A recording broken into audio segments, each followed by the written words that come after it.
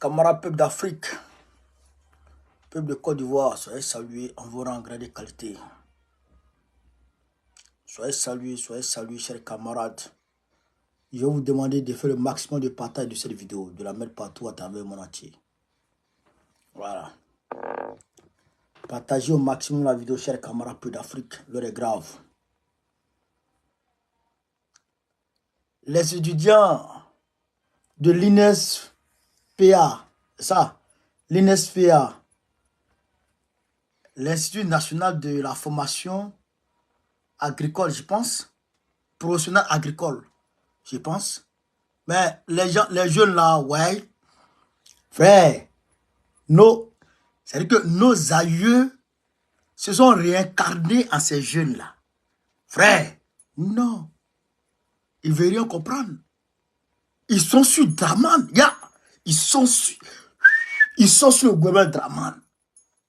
Mais je vais vous expliquer des choses abjectes que le ministère Adjoumani est en train de faire en Côte d'Ivoire. Des choses abjectes. Mais attends. Des choses moyenâgeuses que Adjoumani est en train de faire à ces jeunes-là. Mais c'est grave. Ils disent qu'ils vont marcher lundi sur le plateau. C'est pas moi qui leur ai dit de marcher. Hein. C'est pas moi qui leur ai dit de marcher. Faut pas vous dire non. C'est bon qui pousse les gens à marcher. C'est pas moi qui ai dit. Hein. Les jeunes là, ils ont regardé leur avenir. Et ils voient que leur avenir est hypothéqué. Et ils voient que s'ils ne se lèvent pas là, leur seule option, c'est de prendre la mer. Et de devenir esclaves ici en France. Et donc, ces jeunes-là, ils ont pris le taureau par les cornes. Ah non, ils ne sont pas prêts. Hein. Ah, ils sont déterminés, ces jeunes-là. Hein. Je les encourage. Je les encourage. Vous avez tout mon soutien. Et ça, ce combat, on va le mener ensemble. Parce que si nous autres, on a quitté la Côte d'Ivoire pour venir en France, le combat que vous êtes en train de mener là, c'est parce que nous là, on n'a pas mené ce combat. Ou du moins, on n'a pas eu levé de conscience suffisant pour mener ce combat.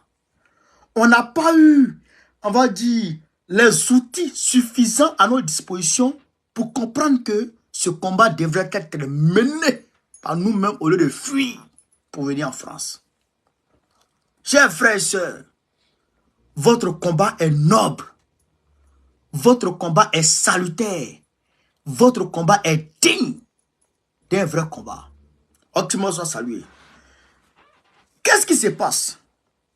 Parce que de là, on va sauter. Après, on va aller en Centrafrique. Après, on va aller en, comment dirais-je, dans l'AES et le Sénégal avec. Qu'est-ce qui se passe, chers camarades? Je vais vous expliquer en détail. Parce que les jeunes, j'ai parlé avec certains qui m'ont témoigné sur une chose. Qu'est-ce qui se passe? L'institut là, ça a été créé depuis belle lurette. Quand ça a été créé, les étudiants qui étaient les étudiants en BTS et puis en BT, qui rentrent là-bas, ils passent un concours. Ils passent un concours. Quand ils passent le concours et qu'ils accèdent à l'enseignement là, à l'institution là, à l'institut là, à l'institut de formation là, dès qu'ils arrivent là-bas, c'est les gens qui apprennent l'agriculture, qui apprennent l'élevage, qui apprennent beaucoup d'autres choses là-bas. Même les eaux et forêts là, on dirait que là-bas là, ils sont formés là-bas aussi, les eaux et forêts. Ils sont formés là-bas aussi un peu. Vous comprenez? Donc, c'est comme CAFOP. C'est comme le CAFOP. Quand tu rentres au CAFOP, tu passes un concours pour rentrer. Quand tu rentres déjà, on te forme et puis 3 ans après ou bien 4 ans après, tu commences à travailler. Et aussi, c'est pareil. Quand on rentre, on te forme, quelques années après, tu commences à travailler. Mais, Adjoumani, depuis les ministres, qu'est-ce qu'il fait? Il prend les jeunes, il les fait venir, il peut ouvrir peut-être 500 places. 500 places pour être admis à l'établissement. 500 places. Et quand les 500 places sont, quand les gens passent le concours et puis sont admis, on les forme, on finit de les former et on leur dit encore, ils doivent passer un concours encore pour rentrer dans la fonction publique. Pour rentrer dans la fonction publique, ils doivent passer encore un autre concours. Mais il y a d'autres générations qui sont soumises à cette pratique ubiesque. Il y a certaines générations qui sont soumises à ça. Alors qu'au départ, quand vous rentrez, vous partez sur le marché du travail, vous rentrez comment on appelle ça, à la fonction publique. Vous comprenez? Mais quand les Adjoumanis sont arrivés, ils ont commencé à casser ça. Donc maintenant, chaque année, ils font un concours pour aller, c'est un concours d'entrée et un autre concours de sortie. Maintenant, le concours de sortie, là, s'ils ont trop pris, c'est 15 personnes par an. Donc, les jeunes viennent et d'ailleurs, ils payent l'argent pour les inscriptions. Pour leur droit d'inscription, ils peuvent payer 200 000 pour entrer. Ceux qui ne sont pas boursiers payent 200 000. Ceux qui sont boursiers, ils payent 100 000. Et encore, ils payent de l'argent encore pour manger parce qu'il y a un internat. Vous comprenez ça? Ouais. Après tout ça, on leur dit non, on vous a formé, allez au champ. On vous a formé, allez-y au champ. Mais il n'y a pas d'accompagnement pour les envoyer au champ. Il n'y a pas d'accompagnement pour ouvrir des piscicultures pour eux. Il n'y a pas d'accompagnement pour ouvrir, comment on appelle ça, des structures d'élevage pour eux. Il n'y a pas d'accompagnement pour tout ça. On les forme et puis on dit, allez vous débrouiller. Les jeunes disent non, on ne peut pas accepter ça. À partir de maintenant, vous nous formez et vous nous donnez du travail. Vous nous formez et vous nous donnez du travail. Votre affaire de concours d'entrée et puis concours de sortie, là, on ne veut plus. Vous nous formez. Vous comprenez ça? Vous nous formez et vous nous donnez du travail. Vous ne arrêtez ça. Donc, les jeunes les ont interpellés. Et ils ne veulent pas entendre les interpellations. Alors, les jeunes disent, bon, comme on vous interpelle, vous ne voulez pas, nous on va gréver. Ils disent qu'ils vont gréver sur toute l'étendue du territoire. Quand ils ont dit ça, Adjoumani a eu vent de leur intention de grève. Alors, qu'est-ce qu'il fait? Il dit aux jeunes de quitter les établissements, de libérer tous les établissements parce que il a dit quand même pour éviter les troubles à l'ordre public et tout. Donc, tout le monde, les jeunes qui sont dans leur internat, ils disent, ils veulent gréver parce qu'il y a quelque chose qui ne va pas. Il faut les appeler à la table de négociation pour voir ce qui ne va pas. Mais tu leur dis de quitter l'école. Ils disent, on a l'école parce que ça ne va pas. Et ce qui ne va pas là, on veut qu'on règle ça. On a l'école pour arranger nos vies, pour avoir du boulot demain. Donc, et tu lui as dit, au lieu d'arranger un problème là, c'est que les problèmes qu'il soulève, au lieu d'arranger ça, tu lui as dit de quitter l'établissement totalement. Donc, les jeunes, beaucoup d'entre eux ont quitté leur établissement respectif, mais certains n'ont pas quitté leur établissement. Ceux d'Abengourou, ils sont allés voir le préfet d'Abengourou pour expliquer le problème au préfet d'Abengourou. Et le préfet d'Abengourou leur a dit non, on ne peut pas faire ça dans un cas sérieux. Les étudiants qui vous appellent à venir discuter d'un problème qui mine leur milieu, vous leur demandez directement de quitter l'établissement, on n'est pas d'accord. Donc le préfet n'a pas daigné donner suite au, comment on appelle ça, au déguerpissement, on va dire, des élèves. Bon, Quand le préfet n'a pas accepté, alors qu'est-ce qui se passe? Les élèves nourrissent, les étudiants nourrissent encore l'idée de manifester, de marcher le lundi prochain. Vous comprenez ça? De marcher le lundi prochain. Lundi après-demain, de marcher. Donc, leur stratégie, c'était quoi? Se rassembler à Bingerville.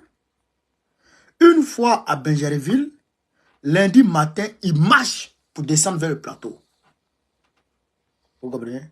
Donc, quand Adjoumani a pris ça, ils se sont appelés et ils ont envoyé des détachements de police et des forces de l'ordre pour aller les trouver dans leur établissement de Bingerville là, pour essayer de les sortir de Manu Militari de leur établissement de Bingerville.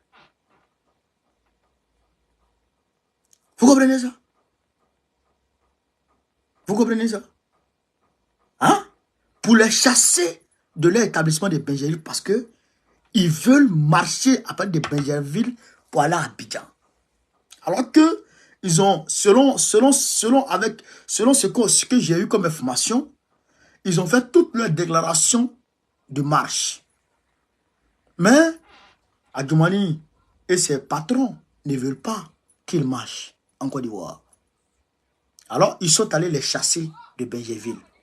Les images que vous avez vues aujourd'hui là, c'est des images de Bingerville. C'est les policiers qui sont allés les agresser dans leur établissement. Ils n'étaient pas sur la route, ils n'ont pas marché. Ils sont allés les chasser de leur établissement. Est-ce que ça là, on peut faire ça à quelqu'un? Est-ce que ça là, on peut faire ça à quelqu'un? Est-ce que ça c'est normal, chers camarades?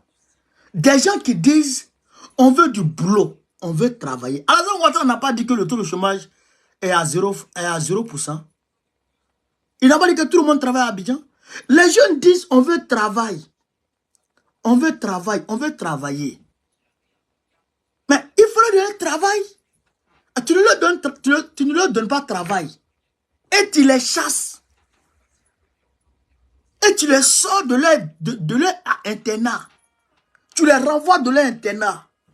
Tu les vides de leur internat. Bon, ils n'ont qu'à aller où? Tu les as virés de leur internat. Ils n'ont qu'à aller où? Est-ce que ça là c'est normal, chers camarades d'Afrique? Est-ce que c'est normal? Moi en tout cas, je le dis aux étudiants là. C'est vrai, hein? Le combat n'est pas facile. Hein? Celui qui vous dit que le combat est facile, il a menti. Celui qui vous dit que le combat est facile, il a menti. Le combat n'est jamais facile. Le combat est difficile. Mais quand c'est dur, seuls les durs avancent. Ce que je vais vous dire, c'est de vous unir. C'est de vous unir.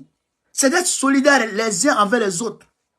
Les bras cassés qui vont laisser leurs camarades au combat pour aller se cacher là. Dites-vous que demain, si vos camarades arrivent à gagner ce combat et que vous venez profiter des retombées de ce combat, c'est une honte.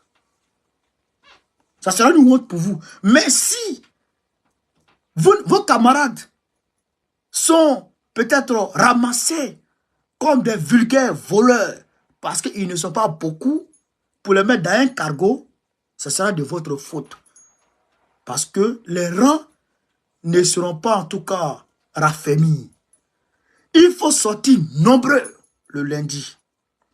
Moi je vous dis, sortez nombreux lundi. Nous on va assurer la communication ici. C'est ce que je peux faire.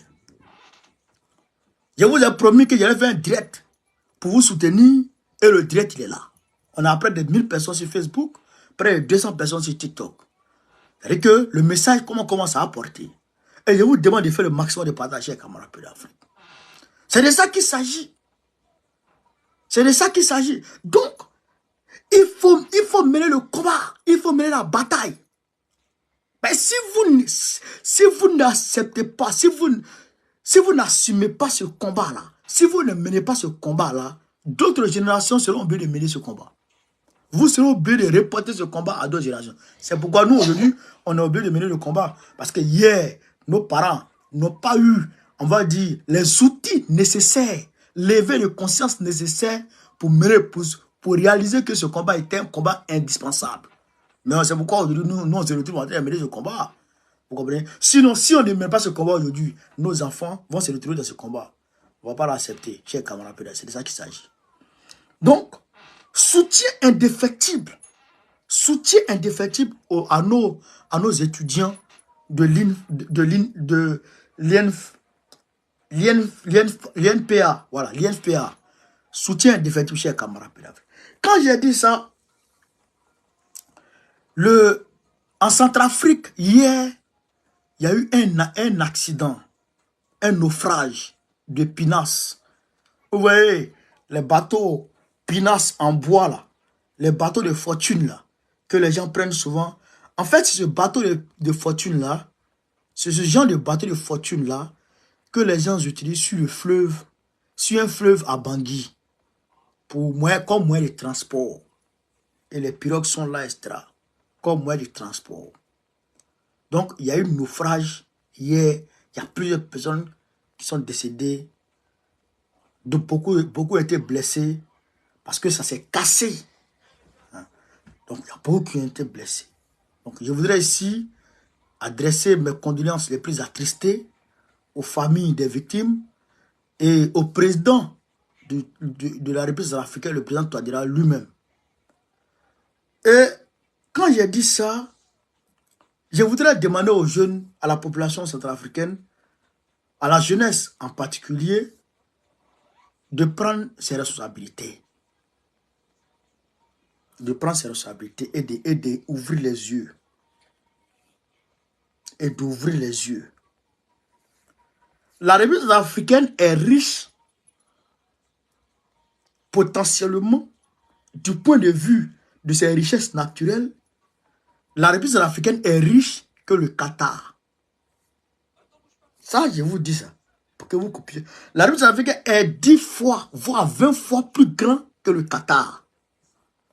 La République centrafricaine est 10 fois, voire 15 fois plus riche que le Qatar. Ça, ce qu'ils sont en train de dire, c'est valable pour tous les pays, pour tous les Africains. Ce qu'ils sont en train de dire là. Mohamed, diminue.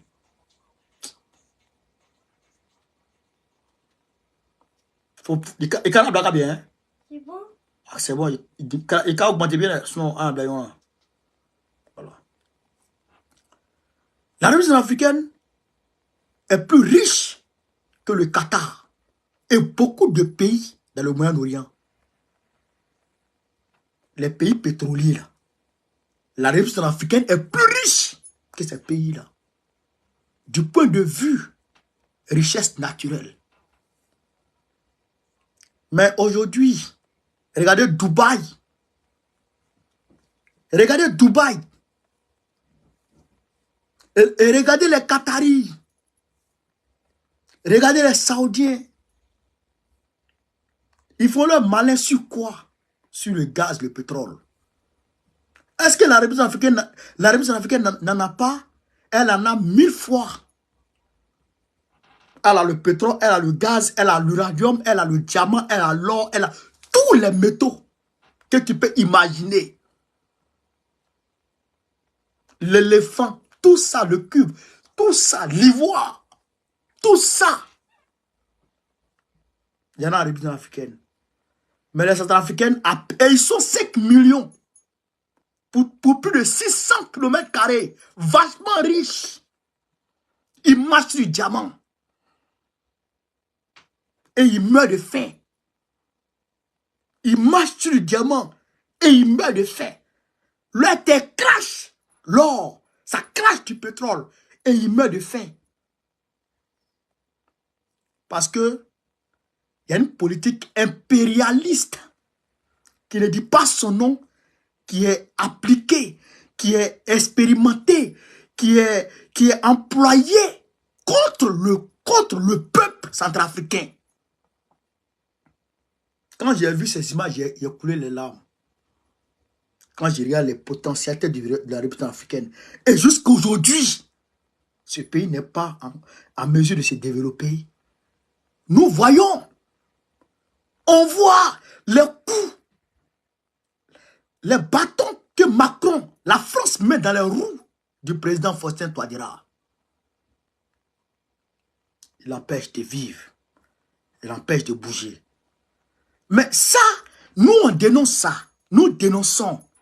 Nous dénonçons. Mais le peuple centrafricain, lui-même, la jeunesse centrafricaine elle-même, doit prendre conscience et dire qu'on doit maintenant se lever pour faire bloc autour du président Touadéra.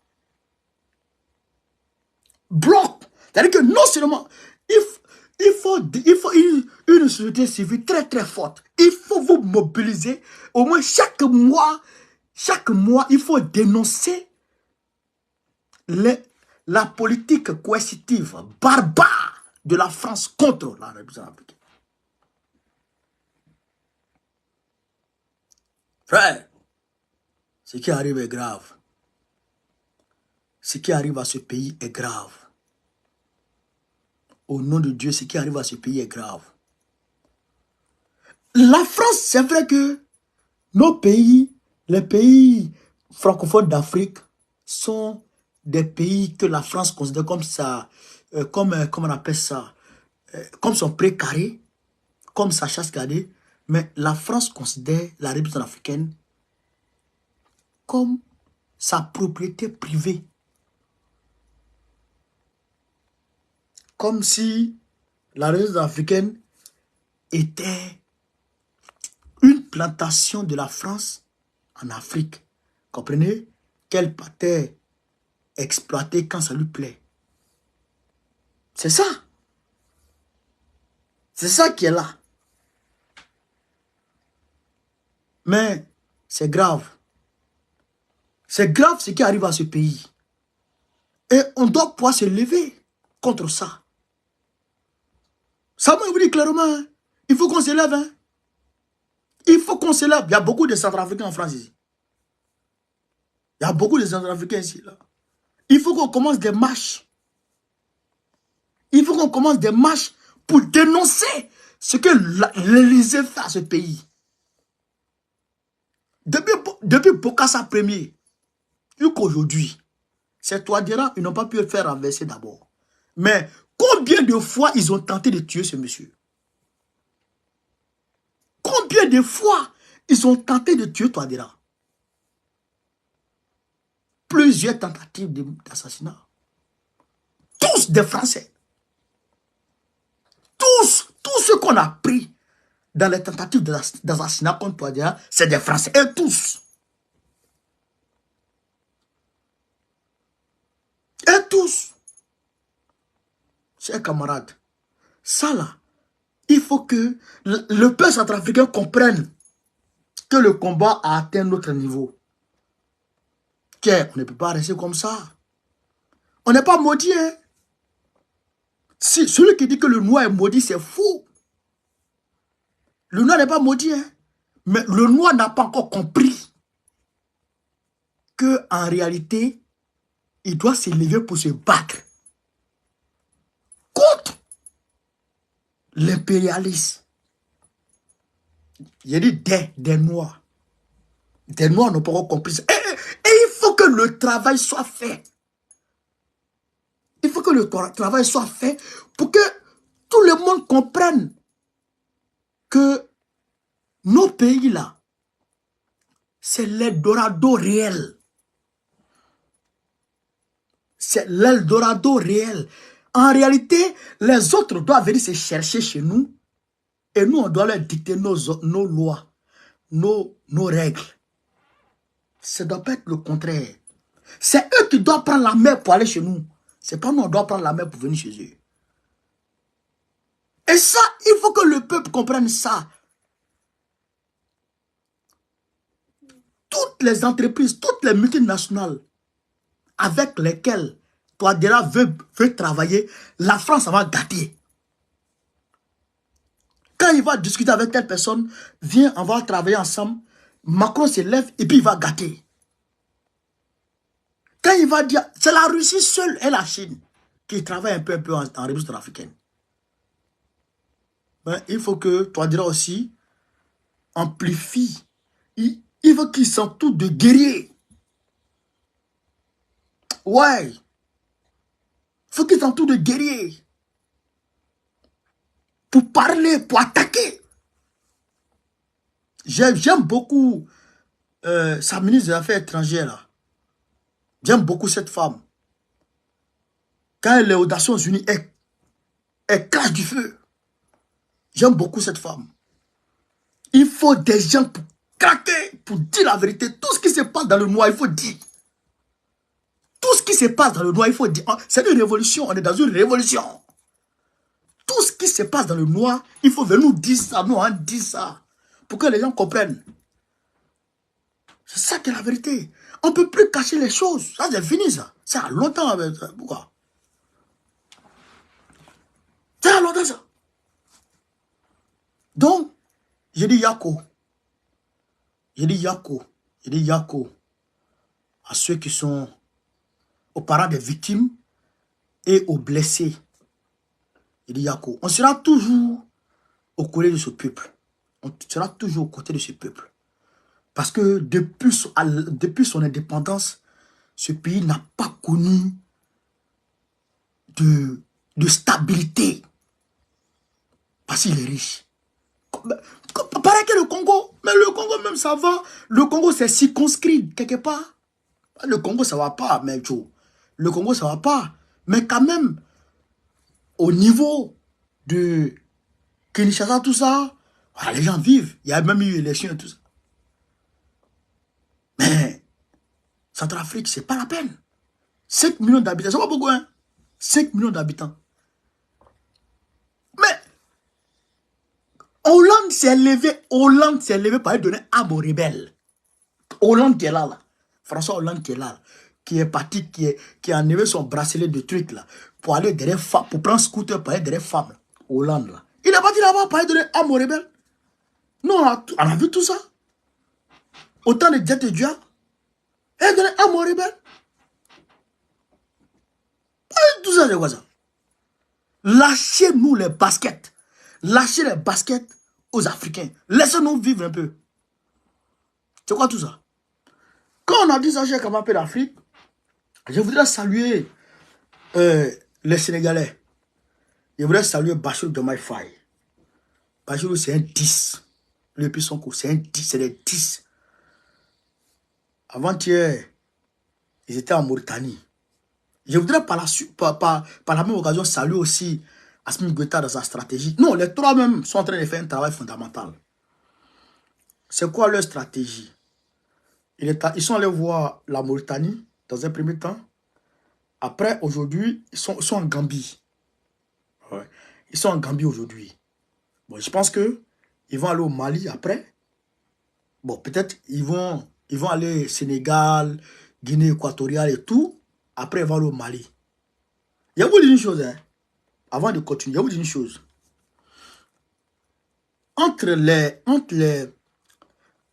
les présidents et le bas peuple, et vous qui me suivez là, c'est vrai qu'il y a beaucoup d'intellectuels ici qui sont même plus sachants que moi. Je vous respecte. Mais, quand même, je suis un leader. En toute humilité, je suis un leader. Donc, entre les présidents et le bas peuple et vous, nous là, nous les porteurs d'opinion là, nous on est là. Donc, il ne faut pas nous dépasser pour aller imputer des intentions, pour aller prêter des intentions au président. Non. Quand nous on analyse là, et puis nous on vous dit là, il faut suivre ça. Il faut suivre ça. Et il faut suivre tant que nous on suit les présidents. Tant que nous on est droit dans les bottes par rapport à nos présidents là, vous nous suivez. Et donc ensemble on suit nos présidents. Vous avez compris? Voilà. Donc si jamais vous voyez Bachirou Diomaye Faye en Guinée équatoriale, en Guinée-Bissau, sur Ambalo, n'allez pas dire Bachirou Diomaye Faye a trahi. Je ne suis pas d'accord. Ils sont en train de faire un travail de fond. Mais là, le fait d'aller en Mauritanie, je pense que, parce que au temps de Macky, Assimi Goïta, le Mali, la Mauritanie, et même le Sénégal, Mali, Mauritanie, Sénégal, et même la Guinée, avaient mis en place un projet de barrage hydroélectrique. Un projet de barrage hydroélectrique. C'est resté en bordure de route. Quand Macron a demandé à Macky Sall et Ouattara de couper courant sur le Mali. C'est resté en bordure de route. Donc je pense que c'est ce projet-là qu'ils sont en train de réveiller. Donc, parce qu'il y a un fleuve, le fleuve Sénégal, qui part du Sénégal jusqu'au Mali, jusqu'à Caille. Et puis, à partir de Caille, là, on peut faire un port artificiel. Mais la même chose peut se faire à Bangui, en République centrafricaine. Ils n'ont pas la mer, mais il y a des fleuves. Le fleuve Bangui, là, on peut prendre les marchandises du Soudan pour venir là. Parce qu'ils font frontière avec le Soudan, c'est le fleuve qui les sépare. On peut arranger là pour que les navires quittent le Soudan du Sud pour venir là. Mais tout ça, quand on veut mettre ce projet en place, les Macron là, ils vont faire pression sur les présidents soudanais pour qu'ils reculent vis-à-vis de la République africaine. Mais c'est grave. C'est grave. Vous comprenez ça? C'est grave. Donc, il y a un port artificiel qui doit être, je veux dire, réhabilité ou mise en œuvre, qui doit être mise en œuvre, qui doit être refait au niveau des Cailles. Les navires quittent pour venir à Caille. Navires quittent Sénégal pour venir à Caille. C'est moi qui vous dis. C'est moi qui vous parle. Si vous ne croyez pas, renseignez-vous. Bateau même quitte Sénégal pour venir à Caille. Mais Macron ne veut pas. Il ne veut pas. Même le chemin de fer, Ouagadougou, merde. Dieu merci, maintenant, Macky Sall est tombé. Dieu merci. Macky Sall, Aouzoubillahi Minan, Macky Sall Rajim. Au lieu de dire Aouzoubillahi Minan Chitan Rajim, il faut dire Aouzoubillahi Minan, Macky Sall Rajim. Vis-à-vis du Sénégal. Que Dieu nous épargne. Macky Sall le bannit dans nos affaires.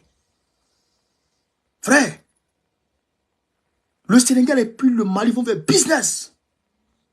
Propre. Mais on a vu ici. Comment il s'appelle là? Le président Ouattara qui était là avant Damiba là. Roch-Kaboré. Roch-Kaboré voulait faire chemin de fer Accra, Ouagadougou. Pour travailler au désenclavement du pays. Mais, qu'est-ce qui s'est passé? Bouygues. Non, pas Bouygues. Ouais, c'est ça, non? Non, Bolloré autant pour moi. Bolloré a intimé l'ordre à Roch-Kaboré de laisser tomber ce projet. Et ils ont laissé tomber le projet. Pourquoi? Pourquoi? Pourquoi? Et c'est la même chose. C'est pourquoi Doumbouya là, il ne me plaît plus. Il ne me plaît plus. Normalement, il y a un chemin de fer qui doit quitter. Laissez-les. Quand on va prendre le pouvoir là, vous n'allez pas croire comment on va arrêter l'AES. Quand on va prendre le pouvoir là, vous n'allez pas croire comment on va arrêter l'AES. On va construire plusieurs chemins de fer. Plusieurs chemins de fer directs. Ouagadougou direct. Bamako direct. Niamey. Pour le ravitaillement en vitesse. On va prendre beaucoup même. On prend un peu seulement dessus. Taxe là, on prend petit. Tu prends petit, ça rentre beaucoup. Bon, je sais que Diomaye Faye va rattraper le coup parce que c'est des financiers, hein, ceux-là. Et ils étaient aux impôts. Les Diomaye Faye là, ils étaient tous aux impôts. Donc je pense que ceux-là, ils vont rattraper le coup. Avant que la Côte d'Ivoire soit libérée, ceux-là, ils vont gérer ça. C'est pourquoi d'ailleurs ils sont en train de courir au niveau de leur pays frontalier. C'est ça qu'ils sont en train de faire. Donc, je les salue parce qu'aujourd'hui même, le ministre des Affaires étrangères de la Mauritanie a été reçu aujourd'hui par Assimi Goïta. Alors que Diomaye Faye était là-bas hier. Donc, je pense que c'est lié. Donc, c'est par rapport à leur barrage hydroélectrique là et aussi au port du Sénégal, au port comment on appelle ça, sur le fleuve Sénégal là, qui va être remis en œuvre. C'est ça qui est la vérité. Vous allez voir maintenant. Voilà. Donc, voilà un peu, en grosso modo, ce que je voulais vous dire ce soir. Ce que je vais vous dire pour finir, on ne va pas peut-être rentrer dans l'actualité internationale, parce que ceux-là, leur affaire là, ça ne nous aide pas. S'ils veulent, ils n'ont qu'à se frapper. Ce n'est pas notre problème. Ce que je voudrais vous dire, pour terminer, c'est que il faut que nous les Africains, là, il faut qu'on croie en nous-mêmes. Il faut qu'on soit fiers de nous-mêmes. Quand je dis ça, j'ai les larmes aux yeux. Il faut qu'on soit fiers de nous. Il faut qu'on prenne confiance en nous-mêmes.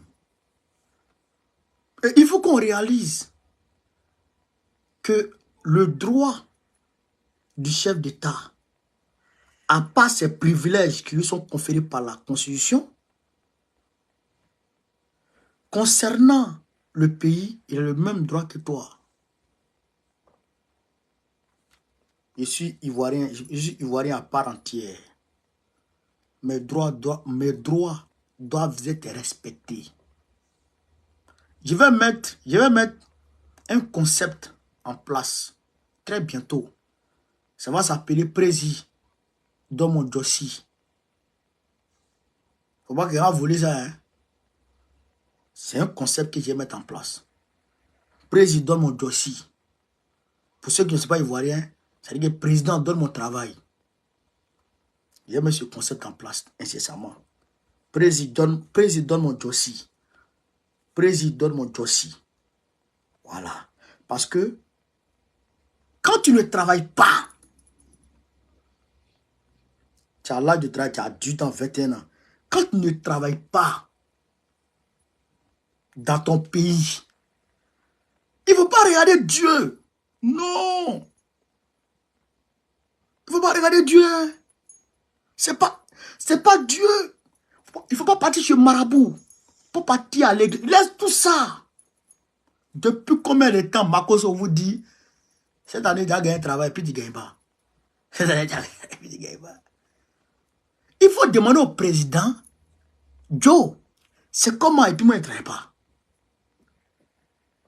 Parce que c'est le président qui doit mettre en place une politique pour pouvoir créer de l'emploi. Vous comprenez ça? Le président, là, il doit créer de l'emploi pour toi. Et que les cacao de Côte d'Ivoire, là, si on doit transformer ça en Côte d'Ivoire en produit fini, tous les Ivoiriens vont travailler. C'est pourquoi je salue les enfants de l'INPA, là. L'INPA, là. C'est pourquoi je les salue. Parce que si le président ne te donne pas, s'il n'y a pas de travail, si on ne crée pas de travail, on ne crée pas d'entreprise. Comment tu as travaillé? Tu ne peux pas travailler. S'il n'y a pas d'entreprise, tu ne peux pas travailler. Donc, il faut que le président crée les entreprises. Il faut créer. C'est ce que la Russie avait, Poutine. Il a créé des oligarques. Il a mis à leur disposition des moyens pour créer de grandes entreprises. Il a nationalisé beaucoup d'autres entreprises. Donc, les entreprises qui créent là, c'est les jeunes qui travaillent dedans. Les entreprises qui créent, c'est les jeunes qui travaillent dedans. Vous comprenez? Mais s'il n'y a pas d'entreprise, tu vas travailler où? Tu ne peux pas travailler. Regardez Séguéla, chez moi, à Séguéla. Il n'y a pas d'entreprise, frère. Il n'y a pas d'entreprise. Tout le Woroba, il n'y a pas d'entreprise. Zéro entreprise. À part l'entreprise minière qui prend combien de personnes? 3-4 personnes là. Et puis c'est les experts, hein. On va les chercher à Abidjan pour venir travailler chez nous. Ils vont les chercher à Abidjan pour venir travailler chez nous. Nous-mêmes là, nous on ne travaille pas. La jeunesse est très courageuse. Nous sommes travailleurs. Nous sommes beaucoup de travailleurs, beaucoup courageux. Mais on ne nous donne pas travail. On ne nous donne pas travail. Vous comprenez ça? Donc, il faut demander au président de donner notre travail. Président, dans mon dossier. Ça là, on crée ce concept incessamment. Calmez-vous. Calmez-vous. En fait ça, président mon dossier. Président mon dossier. Président mon dossier. C'est ça qui est la vérité. Donc, chers camarades, on va ce soir, au direct de ce soir, je voudrais vous dire merci de m'avoir suivi. On était plus de 1000 personnes sur Facebook, malgré qu'il est tard, il est 1h du matin. Et puis sur TikTok, 200 personnes, c'est fameux. Je voudrais vous remercier pour ça. Donc, on se prend, s'il plaît à Dieu, demain. Demain, on va se prendre. Voilà. Sur ce, vive l'Afrique libre, vive le panafricanisme, vive tous les présidents panafricains. Gbagbo, président de la République de Côte d'Ivoire en 2025, Inch'Allah. Merci, à demain, on est ensemble les gars, merci.